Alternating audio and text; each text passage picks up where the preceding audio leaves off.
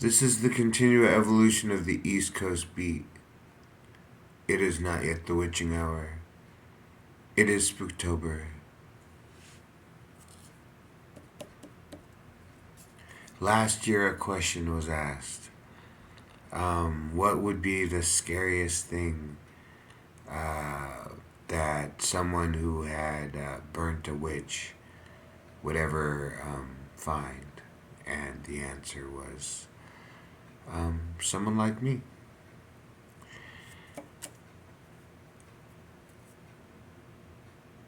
I did not.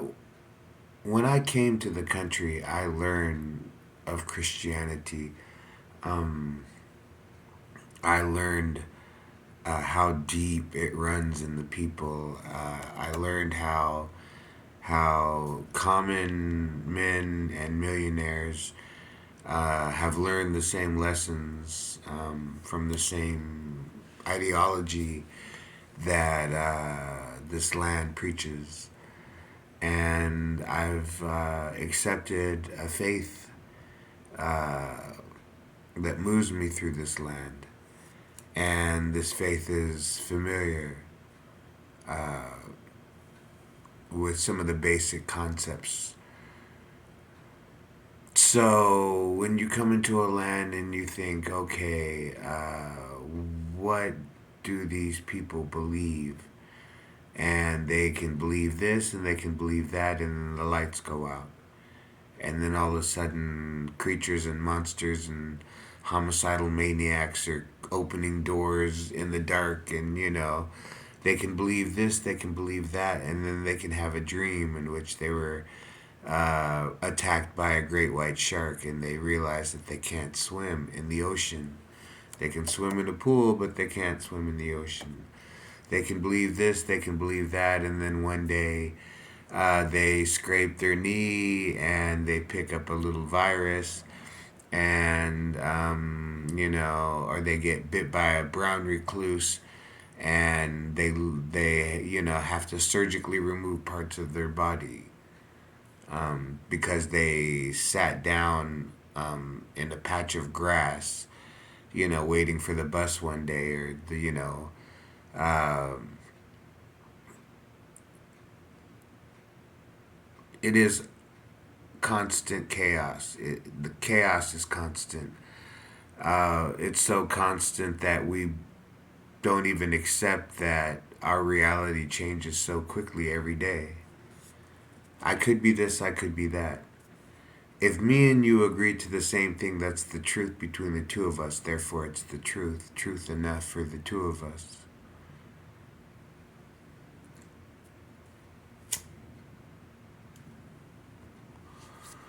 So if we can agree on the same truth, then we've created a reality.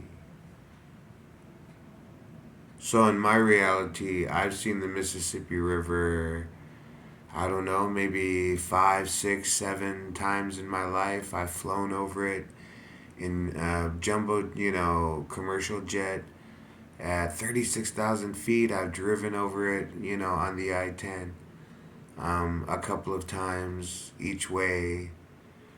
Um, I read about it as a child.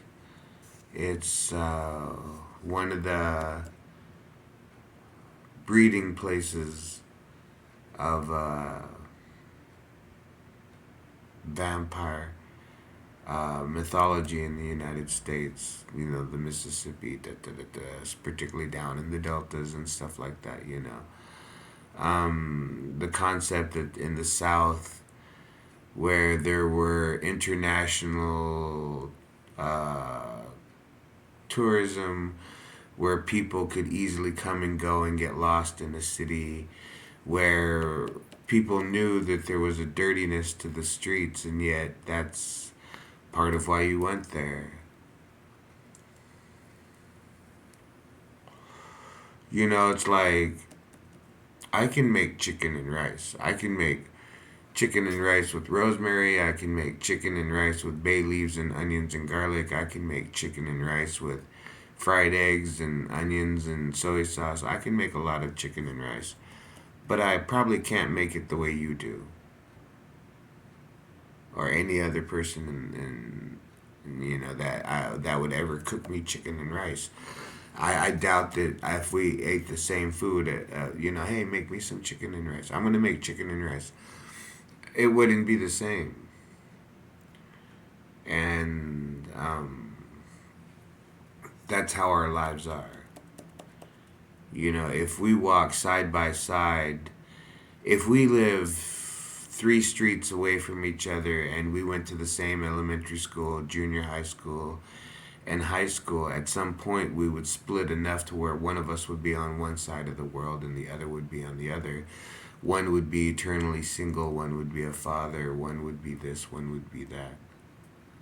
Be it they grew up 3 streets away from each other, watched the same TV shows, listened to the same songs, read the same comic books, sat around, got high with each other for the first time, you know what I'm saying?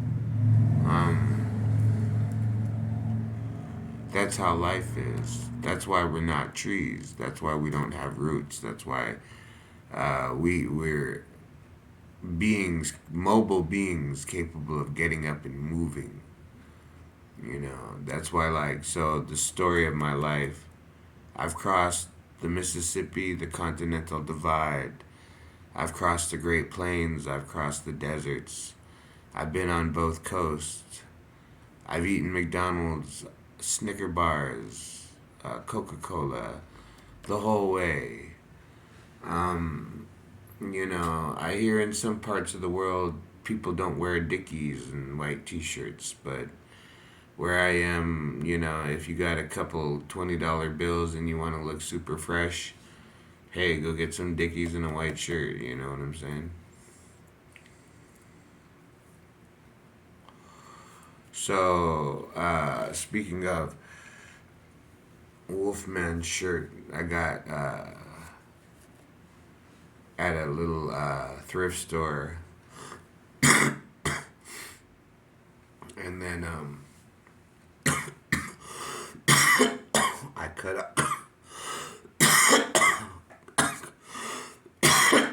cut off the sleeves. they also they also had the Invisible Man one, which I got.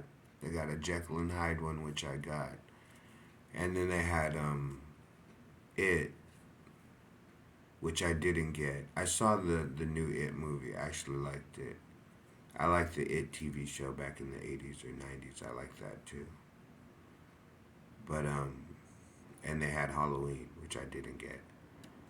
They had Tom and Jerry, which I didn't get. At one point, they had Doberman Pinscher barking. I almost got. Um, and then Bomber Jacket, I almost got. Uh, I was either trying to find a pair of jeans that fit because uh, I have a certain waist size, but I have big upper legs and no butt. So my pants tend to fall off and they tend to be tight at the same time. So I would have spent a couple 20s because my birthday is coming up and Christmas. So I spent a couple of 20s and I went to one of these little, discount thrift stores where, they're last year's fashion or you know what I'm saying. And nobody bought them at places. Probably, nobody bought them the first time they came out, and then rather just donating them to Taiwan or something, they'll sell them for $6.99 for this. And I got a pair of Wrangler jeans for like $12. There was a time um, when my outfits would cost more money. Uh, Not to say that I spent a lot of money on clothes, but particularly when I would spend more time in clubs and when I was younger, and the odds that like every time I would leave the base, that no matter where I was going, that I would eventually end up at a club or a bar or at a concert, with a bunch of college students was pretty high. So, I wore Doc Martens, which were, uh, 150 marks back then.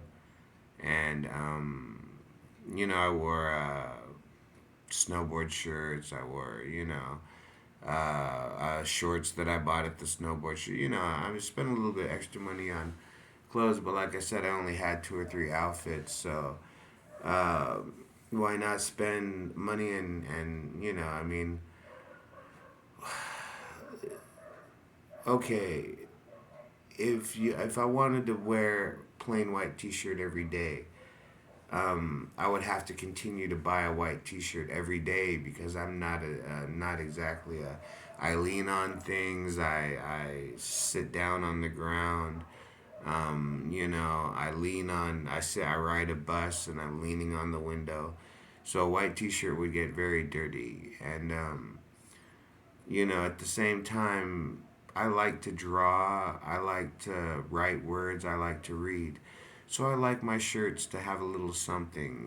If we're gonna sit at a bus stop for 20 minutes and you're gonna have nothing else to do, then at least you can look at my shirt for 3.7 seconds. And if you don't know what it is, then at least, hey, is it a good drawing? Is it a good picture? I mean, I have at times worn the hippied out, you know, wolves howling at the moon T-shirt, just because it was good art. Why not?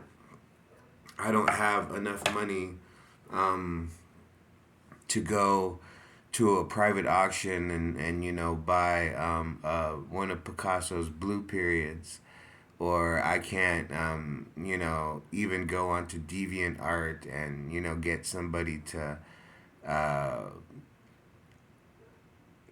do a oil on canvas dragon for me. You know what I'm saying?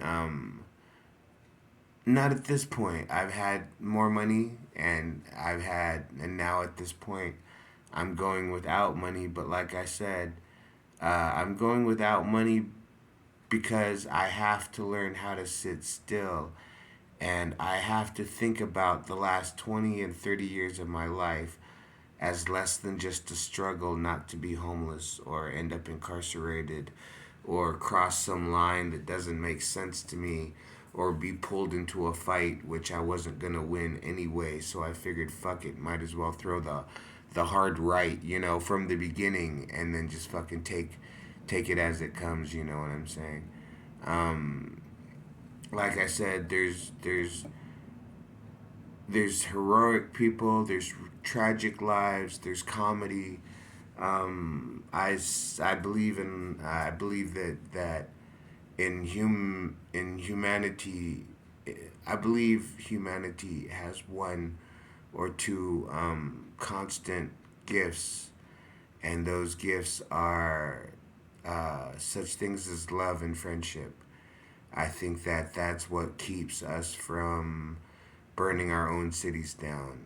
We may not have love and bond and kinship between all of us, but enough of us love another person to where when we're away from them, we treat strangers kinder, better, softer, gentler because we love somebody that's not within our company, and we're hoping that somebody is showing them the same affection. You know what I'm saying? And I understand that concept, and I've spent nights driving wild circles, searching for, you know, the reason why.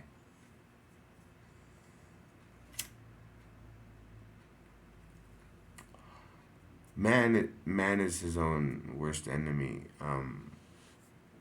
in a lot of ways.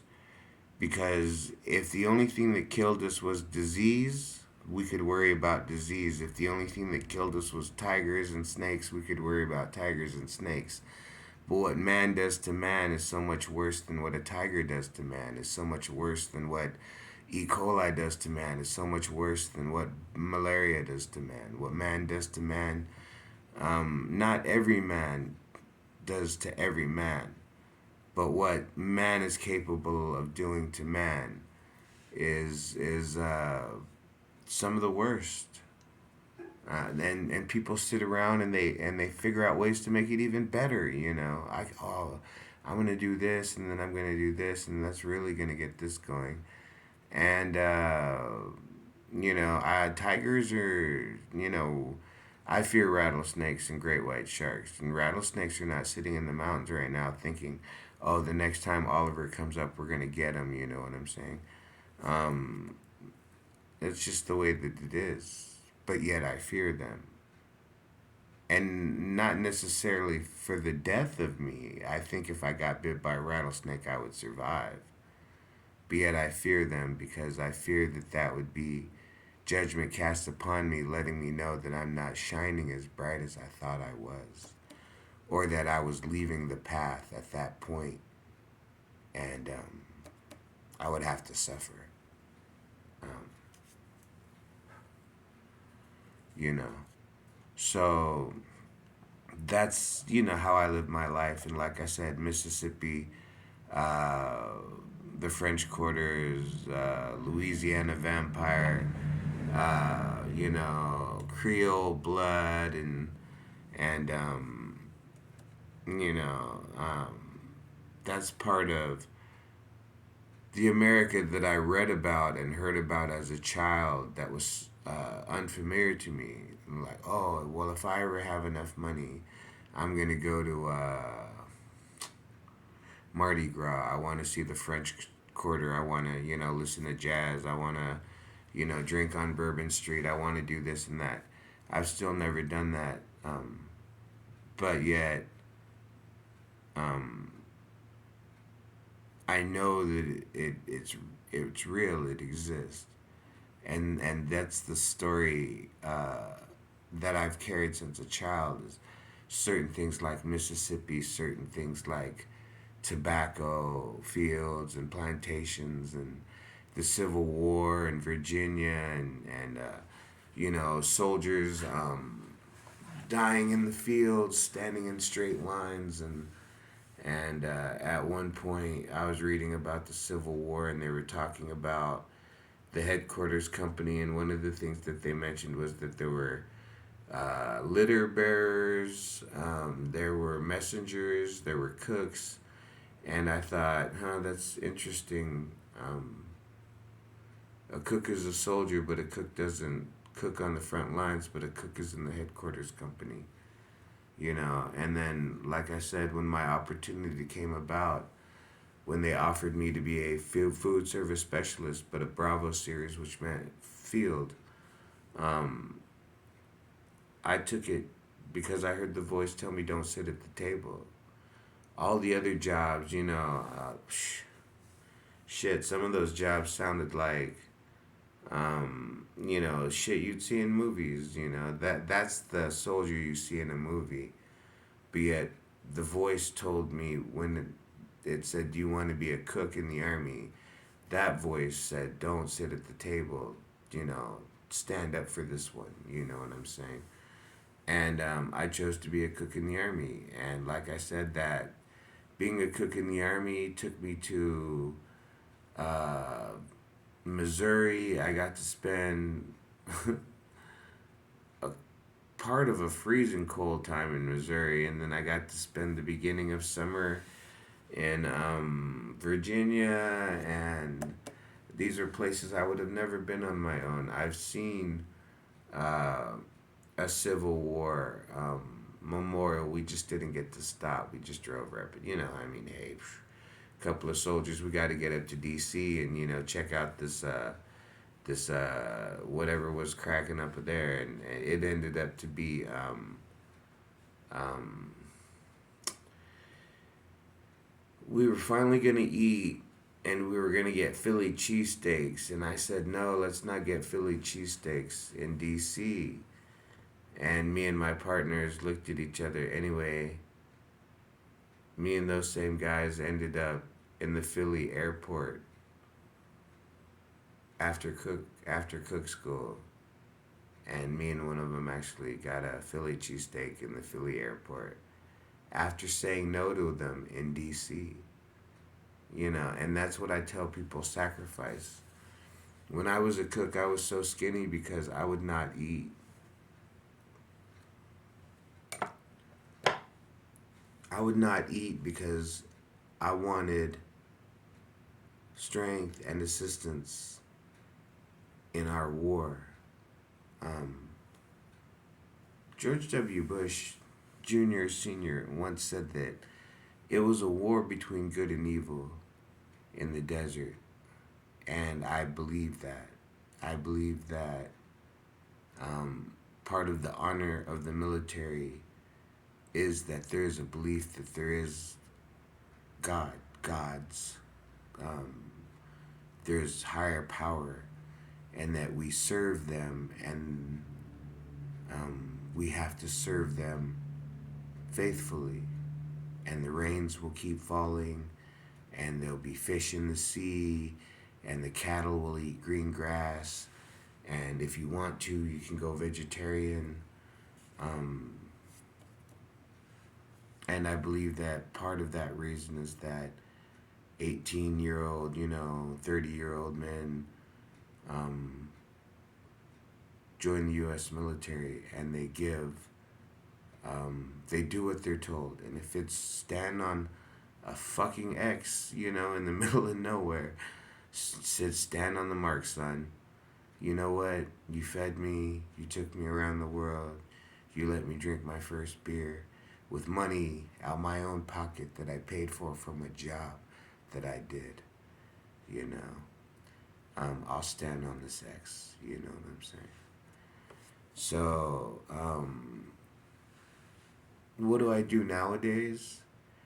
I volunteer with the Department of Behavioral Health. I used to manage one of their kitchens, and nowadays I just supposed to be a positive role model for the younger people that are considering whether or not to try to enter the system, whether or not to give up sleeping in tents and living out of backpacks, and to try to get housing, and follow some amount of rules. And what is the guarantee?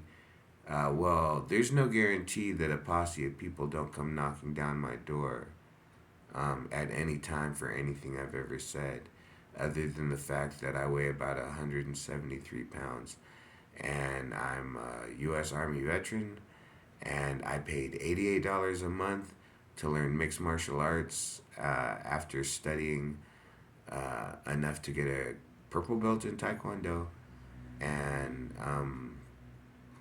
through a couple of hours learning the basic concept of competitive kickboxing before taking MMA. So when I walk down the street, you may not like me, but you may not like me because you know you don't want to stand up to me. So if you're going to join the military, as I say, I preach nonviolence. But I preach nonviolence because no one is going to bring violence upon me. How do I do that? It's in the way I walk, it's in the way I talk. So sometimes when people try to push me, I don't really like it. Because one, it's bad tact, it's bad manners. I see no need for it. Two, um, I know that the lesson is what is a good man but a bad man teacher? What is a bad man but a good man's charge? I've heard that, and it's a lesson that pains me to this day. There are certain things that I've heard that I know are wisdom that are greater than my own, and I still argue the thought, and it still pains me to know that I may be thinking about this wrong, but it's still how I think. Yet I'm only 49, and like I said, I haven't swirled into a small dervish whirlwind and, scattered like gold dust into the atmosphere, you know what I'm saying? So I guess I'm still not perfect. The continual evolution of the East Coast beat.